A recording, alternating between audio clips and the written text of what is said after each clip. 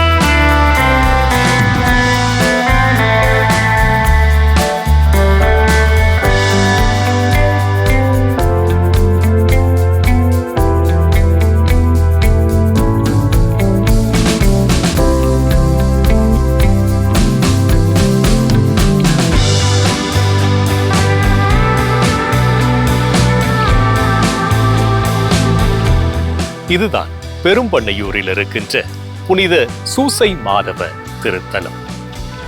இது போன்ற ஒரு சிற்றூரில் இப்படி ஒரு ஆலயமா?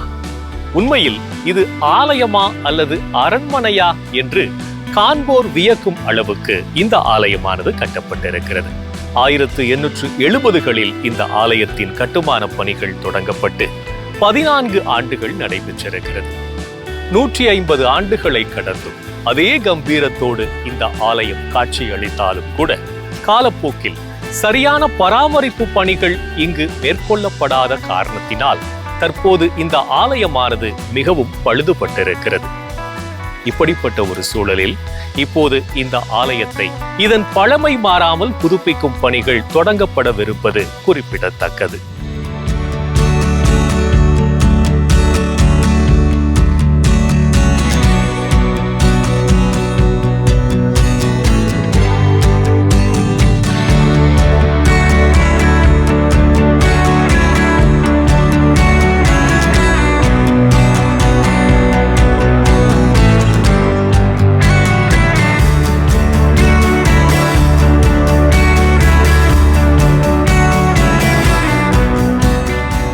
சுற்றிலும் பச்சை பசேலென இருக்கும் வயல்வெளிகளுக்கு நடுவே அரண்மனை போல அமைந்திருக்கும் இந்த ஆலயத்திற்கு உள்ளே செல்ல 21 படிகள் ஏறிச் செல்ல வேண்டும். ஏறிச் சென்றால் ஓங்கி உயர்ந்து நிற்கும் தலைவாயில் கதவுகள் நமது வியப்பை இன்னும் அதிகப்படுத்தும். இந்த ஆலயத்தின் கதவுகள் மற்றும் ஜன்னல்களின் உயர அகல அளவுகளை வேறு எந்த ஆலயத்திலும் நாம் பார்த்திருக்க முடியாது.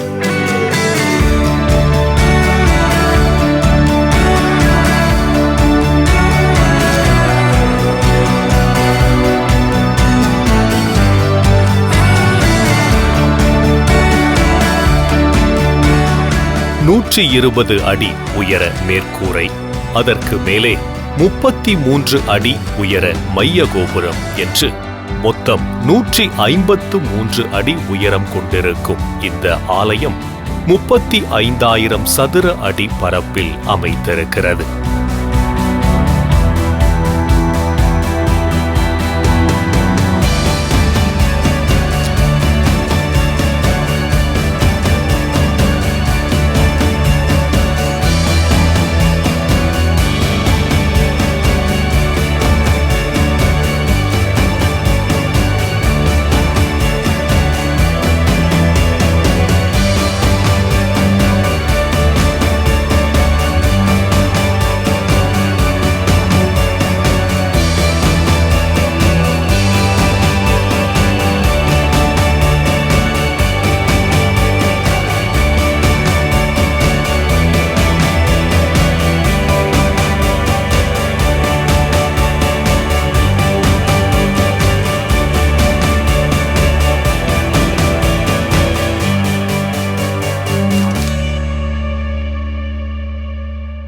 இந்த ஆலயம் இவ்வளவு உயரமாக இருப்பது ஏன் இவ்வளவு பொருள் செலவு செய்து கட்டியிருக்கிறார்கள் என்றெல்லாம் யோசிக்கின்ற போது அதிலே இருக்கின்ற இறையியல் தத்துவம், இறைவன் பெரியவர், இறைவன் உயர்ந்தவர்.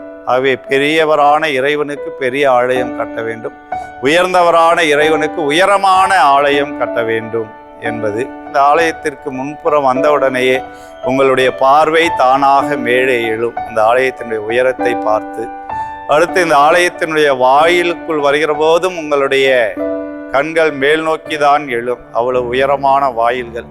ஆலயத்திற்குள்ளே நுழைந்ததும் பீடத்தை பார்க்கிற போது உங்களுடைய கண்கள் மேல் நோக்கி எழும்.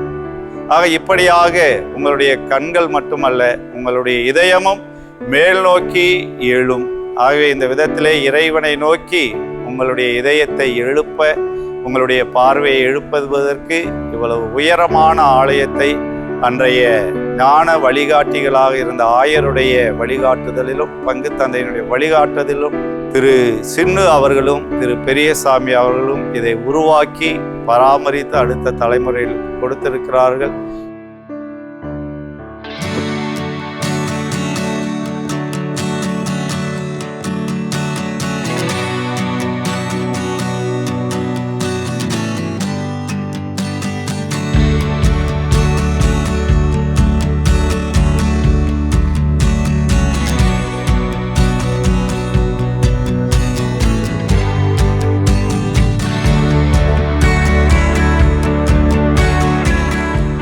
இந்த புனித சூசை மாதவ திருத்தலத்தின் தூயகமானது அழகிய மர வேலைப்பாடுகளுடன் காணப்படுகிறது.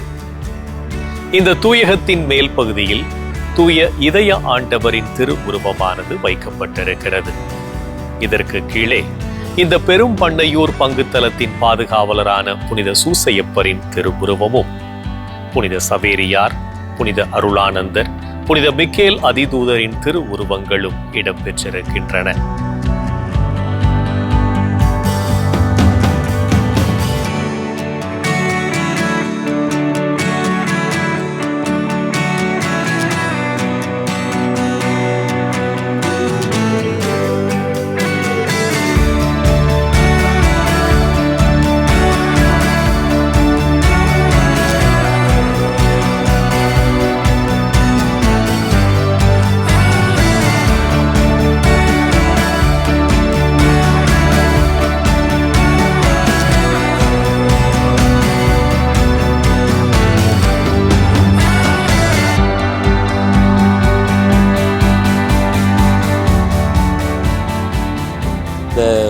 பெருமண்ணையூர் இந்த ஆலயத்தை பற்றி இதோடைய சிறப்புகளை உங்களோட எடுத்து சொல்றதுக்கு நான் ஆசைப்படுறேன். இந்த ஆலயத்தில் பார்த்தோன்னா ஒவ்வொரு பகுதியுமே எந்த ஒரு தூண் எடுத்து அளந்தாலும் ஒரே அளவாக தான் இருக்கும். இந்த ஆலயத்தில் செய்யப்பட்டிருக்கக்கூடிய அந்த கதவுகள், ஜன்னல்கள்லாம் இன்றைக்கு பார்த்தா ஒரு பிரமிக்கத்தக்க அளவில் எப்படி தான் இவ்வளோ இதை அவ்வளோகா செஞ்சாங்க. இந்த கேட்லேருந்து எல்லாமே இங்கே அமைந்திருக்கக்கூடிய திருசுரூபங்கள். இந்த ஆலயம் புனித சூசையப்பருக்கு அர்ப்பணிக்கப்பட்ட ஆலயம். அந்த பீடத்தில் அமைந்திருக்கக்கூடிய சூசையப்பருடைய சுரூபம், அதனுடைய அழகு, இன்னும் மற்ற மர சுரூபங்கள் எல்லாம் ரொம்ப நேர்த்தியாக, ரொம்ப அருமையாக இதை அவங்க செஞ்சுருக்கிறாங்க. இதை எவ்வளோதான் நம்ம பகிர்ந்துக்கிட்டாலும் நம்ம பார்த்து அனுபவிக்கிற மாதிரி இருக்காதுங்க. ஏன்னா அவெல்லாம் ஒவ்வொரு விஷயமும் இந்த ஆலயத்தில் அவ்வளோ அருமையாக செஞ்சு வச்சுருக்கிறாங்க.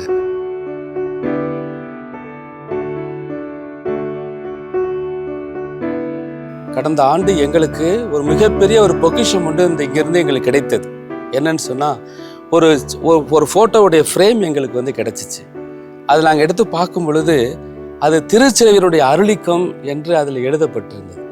அதில் அந்த ரோமையிலிருந்து கொண்டு வந்திருக்கிறாங்க.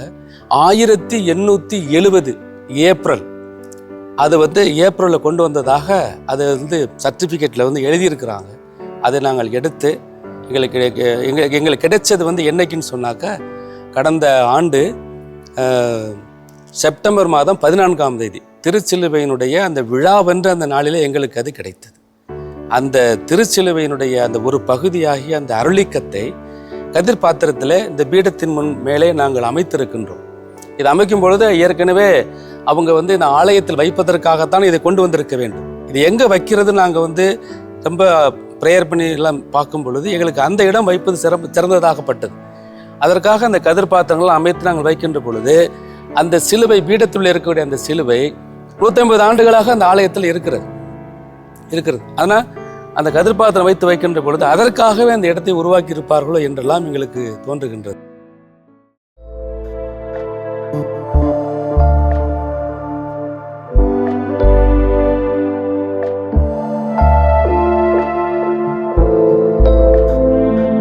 சிலுவை வடிவத்தில் கட்டப்பட்டிருக்கின்ற இந்த பழமையான ஆலயத்தின் ஒரு புறத்தில் புனித லூர்து அன்னையின் திருவுருவமும், மறுபுறத்தில் புனித குழந்தை தெரசாவின் திருவுருவமும் இடம்பெற்றிருக்கின்றன.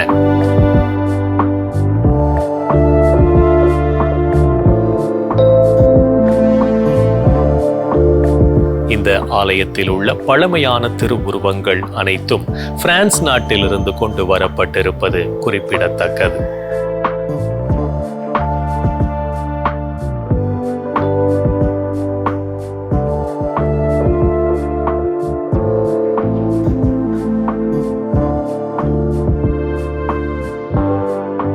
இந்த ஆலயத்தை கட்டுவதற்கு முனைப்பு எடுத்தவர் திரு சின்னு என்கின்றவர். அப்போது இந்த ஆலயம் ஆனது மூலங்குடி பங்கின் துணை கிராமமாக இருந்தது. ஆகவே இந்த ஆலயத்தை கட்டுவதற்கு சின்னு என்கிற சின்னையா முயற்சி செய்தபோது பங்கு தந்தை இடத்திலே அவர் கேட்கின்றார், எங்களுடைய ஊரிலே நாங்கள் ஒரு ஆலயம் கட்டுகிறோம் என்று. அவரும் ஆயரிடத்திலே உத்தரவு வாங்கி ஆலயம் கட்டுவதற்கு அனுமதி கொடுக்கின்றார். இந்த ஆலயம் கட்டுகின்ற அந்த காலத்தில் அப்போது பாண்டிச்சேரி உயர்மறை மாவட்ட ஆயர் அவர்கள் நாகப்பட்டினம் பங்கு விசாரணைக்கு வந்தவர். என்னங்க சின்னு, நீங்கள் இவ்வளோ சின்னதாக ஒரு கோயிலை கட்டிக்கல, உங்களுடைய அந்தஸ்துக்கும் ஆஸ்திக்கும் மிகப்பெரிய கோயிலெல்லாம் கட்டணும் என்று கேட்டதாகவும், உடனே அவர் ஆயருடைய வேண்டுகோளுக்கு இணங்க அந்த சிறிய கோவிலை இடித்துவிட்டு மீண்டுமாக பெரிய கோவில் கட்டுவதற்கு முயற்சி செய்ததாகவும், அதற்காக அன்றைய பங்கு தந்தையாக மூலங்குடி பங்கில் இருந்த அருள் திரு அலோசியஸ் அடிகளார் அவர்கள் ஆயருடைய அனுமதியோடு ஐரோப்பிய கட்டுமான பொறியாளர்களிடத்தில் இருந்து 3 விதமான வரைபடங்கள் வாங்கியதாகவும், அதை ஆயரிடத்திலே காட்டி ஆயர் ஒரு வரைபடத்தை தேர்ந்தெடுத்து கொடுத்ததாகவும், அந்த வரைபடத்தை கொண்டு இந்த ஆலயம் அமைக்கப்பட்டதாகவும் இந்த பகுதியில் இருப்பவருடைய வாய்வழி செய்தியானது கொடுக்கப்பட்டிருக்கிறது.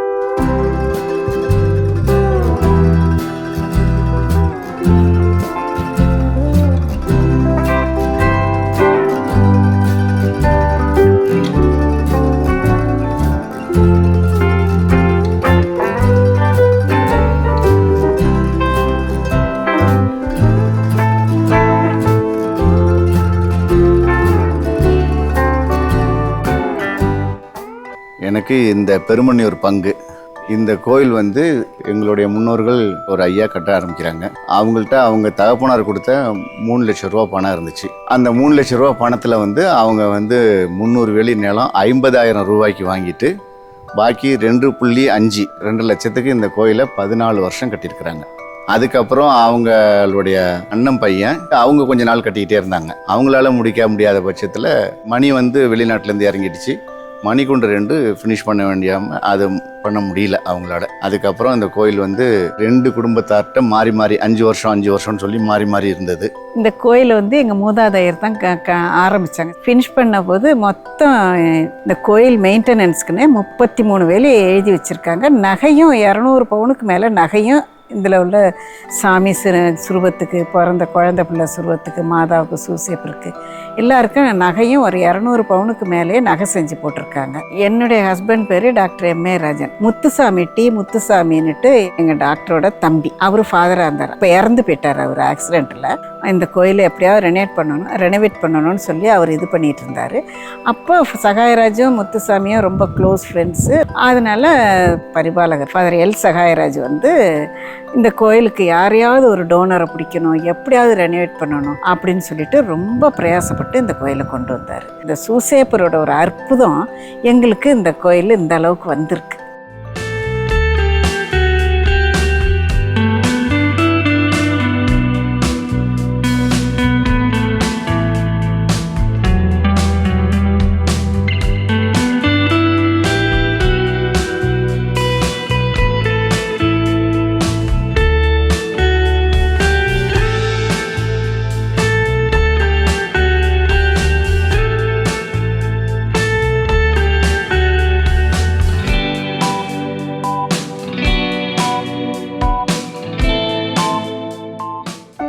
இந்த ஆலயத்தை கட்டுவதற்கு அடிக்கல் நாட்டிய உடனேயே இந்த ஆலயத்திற்காக 200 ஏக்கர் நிலம் எழுதி வைத்திருக்கின்றார்கள். அதிலிருந்து வருகிற வருமானத்தை கொண்டு இந்த ஆலயத்தை கட்ட வேண்டும் என்பதும், பிற்காலத்தில் அதில் வருகிற வருமானத்தை கொண்டு இந்த ஆலயத்தை பராமரிக்க வேண்டும் என்றும் சொல்லி அந்த நிலத்தை கொடுத்து அதிலிருந்து வந்த வருமானத்தை கொண்டு இந்த ஆலயத்தை கட்டியிருக்கிறார்கள். இதற்கான கட்டுமான பணியாளர்கள் கும்பகோணம் மறை மாவட்டம் இன்றைய வரதராஜன்பேட்டை பங்கிலே இருந்து பணியாளர்கள், பொறியாளர்கள், மேஸ்திரி, கொத்தனார்கள் இவர்களெல்லாம் வரவழைக்கப்பட்டு அவர்களை கொண்டு இந்த ஆலயம் கட்டியதாக ஒரு செய்தியும் இருக்கின்றது.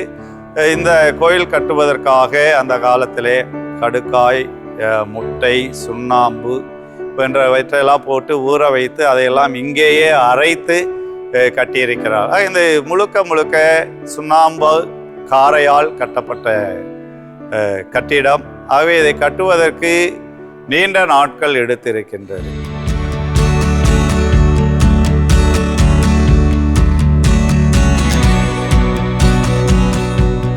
இந்த ஆலயத்தின் முன்புறத்திலும் மேற்புறத்திலும் பல்வேறு புனிதர்களின் திருவுருவங்கள் வைக்கப்பட்டிருப்பதோடு பழமையான திருமுழுக்கு தொட்டியும் இங்கு இடம்பெற்றிருக்கிறது.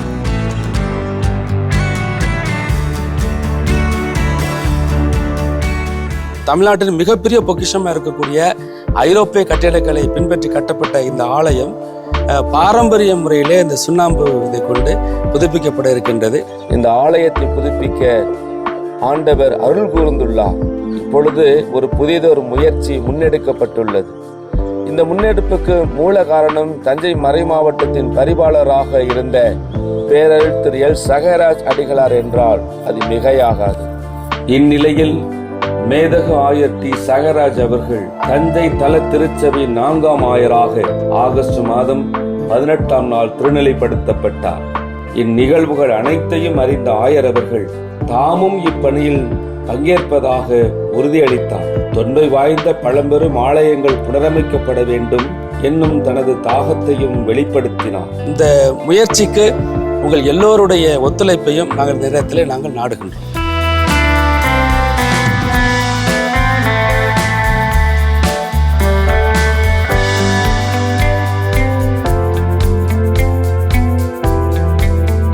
பெரும்பண்ணையூரில் அமைந்திருக்கும் இந்த பெருமை மிகு திருத்தலம் தஞ்சை மறை மாவட்டம் வீரக்குறிச்சி புனித அந்தோணியார் திருத்தலத்தை புதுப்பித்த திருமிகு எட்வின் மரிய அரசு மற்றும் திருமிகு அருள் சூசை ஆகியோரின் பெரு நன்கொடையால் தற்போது புதுப்பிக்கப்பட இருக்கிறது.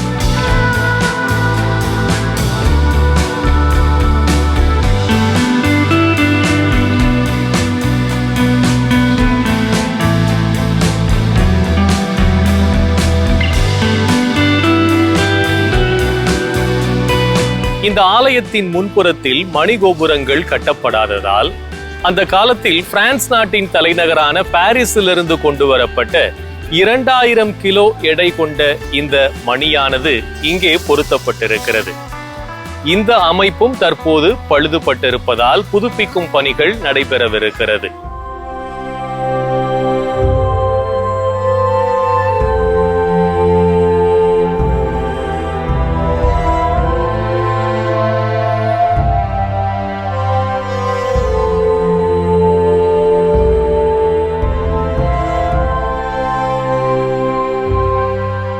இவ்வளவு காலமாக இந்த ஆலயத்தினுடைய நிலங்களை பராமரிப்பதும் கட்டுமான பணிகளை செய்வதும் திரு சின்னையாவும் அவருடைய அண்ணன் மகன் திரு பெரியசாமி அவர்களுமே கவனித்து வந்தார்கள்.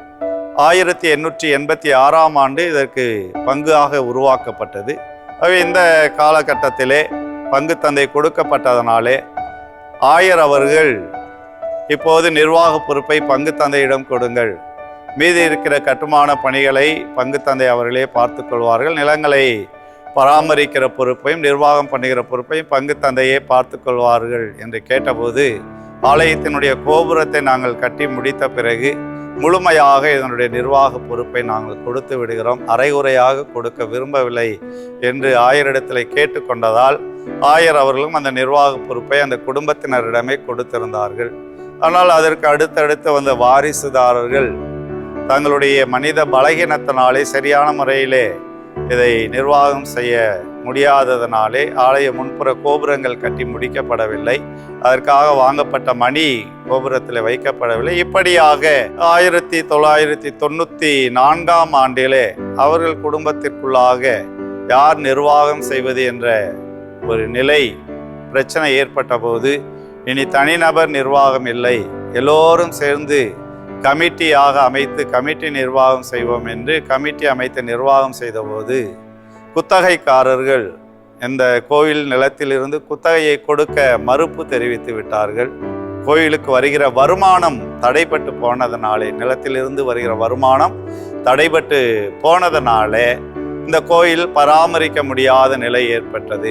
இனிமேல் ஆலய பராமரிப்பை தங்களால் செய்ய முடியாது என்று 2004ஆம் ஆண்டிலே இந்த ஆலய பராமரிப்பு பொறுப்பை அன்றைய ஆயர் மேதகு தேவதாஸ் அம்புரோஸ் அடிகளார் அவர்களிடத்தில் கொடுத்துவிட்டு, இனிமேல் நாங்கள் ஆலய நிர்வாகத்திற்கும் நில நிர்வாகத்திற்கும் வரவில்லை, நீங்கள் பார்த்து கொள்ளுங்கள் என்று கொடுத்துவிட்டு சென்றார்கள்.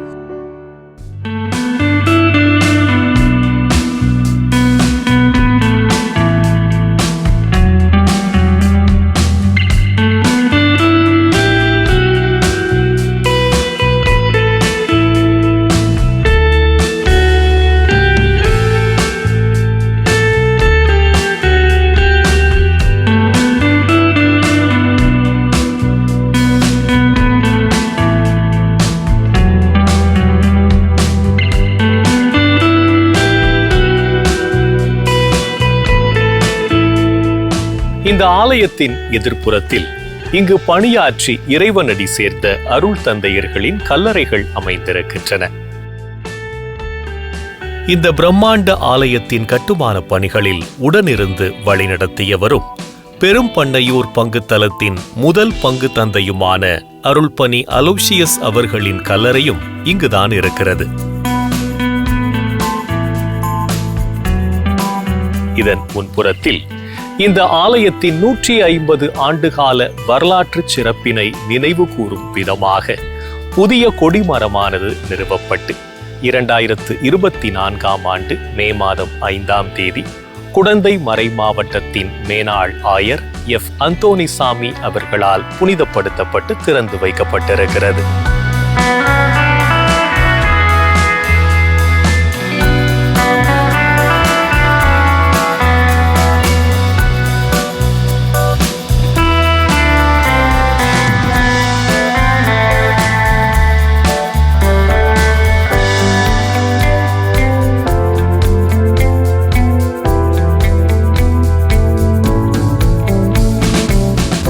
இந்த புனித சூசை மாதவ திருத்தலமானது சென்னையிலிருந்து சுமார் 305 கிலோமீட்டர் தூரத்திலும், கோயம்புத்தூரிலிருந்து சுமார் 315 கிலோமீட்டர் தூரத்திலும், நாகர்கோவிலிருந்து சுமார் 450 கிலோமீட்டர் தூரத்திலும், பூண்டி மாதா திருத்தல பேராலயத்திலிருந்து சுமார் 76 கிலோமீட்டர் தூரத்திலும், தஞ்சாவூரிலிருந்து சுமார் 55 கிலோமீட்டர் தூரத்திலும், வேளாங்கண்ணி திருத்தல பேராலயத்திலிருந்து சுமார் 50 கிலோமீட்டர் தூரத்திலும், கும்பகோணத்திலிருந்து சுமார் 27 கிலோமீட்டர் தூரத்திலும், திருவாரூரிலிருந்து 16 கிலோமீட்டர் தூரத்திலும், கும்பகோணத்திலிருந்து திருவாரூர் செல்கின்ற சாலையில் வருகின்ற காப்பனாமங்கலம் என்கின்ற சிற்றூரிலிருந்து 1 கிலோமீட்டர் தூரத்தில் பெரும்பண்ணையூரில் அமைந்திருக்கிறது.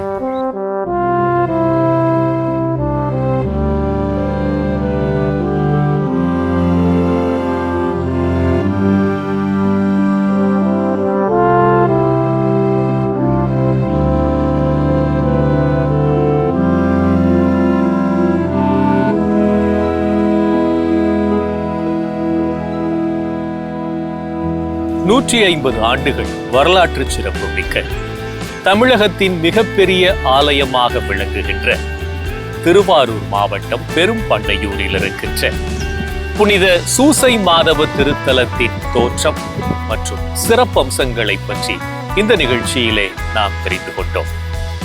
மீண்டும் மற்றொரு நிகழ்ச்சியில் சந்திக்கலாம். ஆண்டவர் இயேசுவுக்கே புகழ். மரியே வாழ்க.